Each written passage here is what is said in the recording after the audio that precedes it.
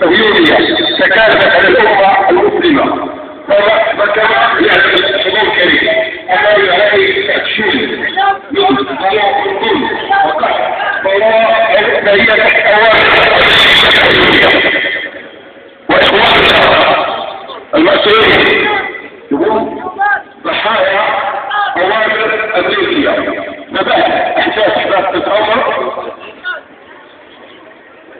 خافوا في مشاهد هذه وأمر المسلمين إما أن تكون عن عهد الإسلام فالتفاق قانون الإرهاب ليمارس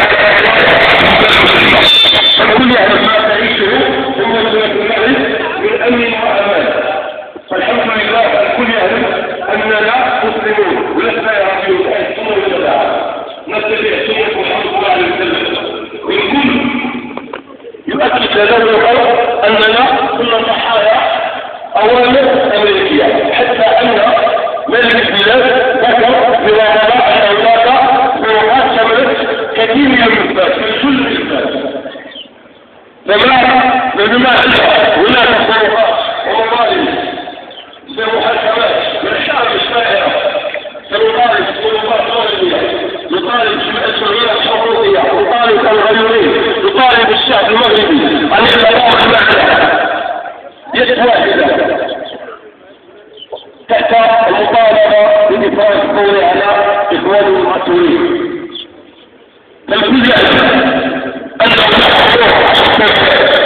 السلطات الأمريكية الآن لا الحكومات، فأكبر دليل هو الإخراج على الإسلاميين موريتانيا ليبيا إلا فاحتمال هذه الإخراجات بعد الدول العربية نطالب بشدة السلطات المغربية أن تفرج على إخواننا كفى 10 سنوات من التغيير.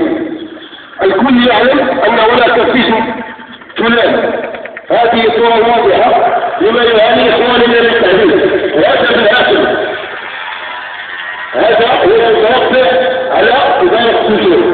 الأوامر تأتي من هذا الرجل، الكل يعلم أنه ماضيه مع حتى الصيف، وهو الآن يصدر أوامر له لتهديد إخواننا. هذه كلها هو تهديد المسلمون في السجون المغربية. جزاكم الله خير.